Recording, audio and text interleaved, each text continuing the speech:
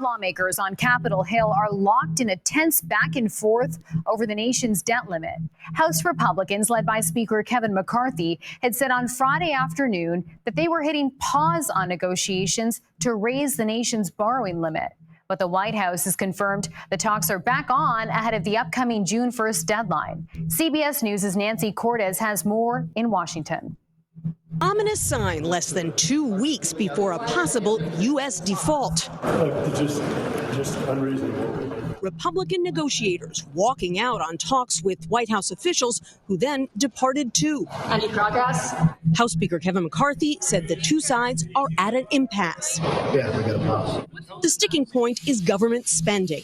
In exchange for raising the nation's borrowing limit, House Republicans want to impose caps that amount to an across-the-board 13% cut in government spending. The White House is just, look, we can't be spending more money next year. We have to spend less than we spent the year before. It's pretty easy.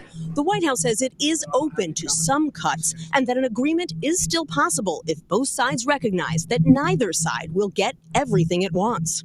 Then we're not going to sit here and talk to ourselves. Unless Congress acts, the U.S. will default on its debt as soon as June 1st, an outcome widely viewed as an economic calamity. Nancy, how is the White House feeling about this pause, even if it is temporary?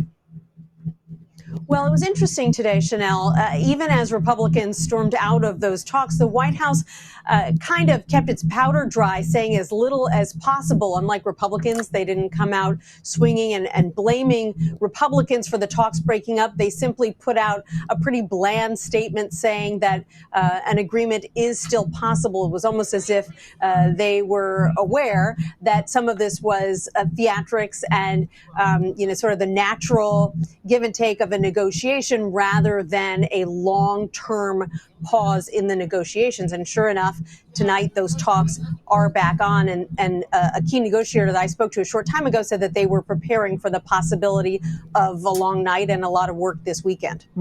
I wonder what congressional Democrats are saying about how this is playing out so far. Well, congressional Democrats are definitely saying that they're worried that the White House will give too much, particularly when it comes to work requirements for social programs, things like Medicare, Medicaid, welfare. They don't want the White House to get talked into adding stiffer work requirements than already exist. That's something that Republicans do want. And there are some Democrats who are urging the president to use the 14th Amendment, essentially a constitutional maneuver to prevent a default if there is no agreement reached by the Republican and Democratic negotiators. The problem is that it is a completely untested theory, the possibility that you could even use the 14th Amendment.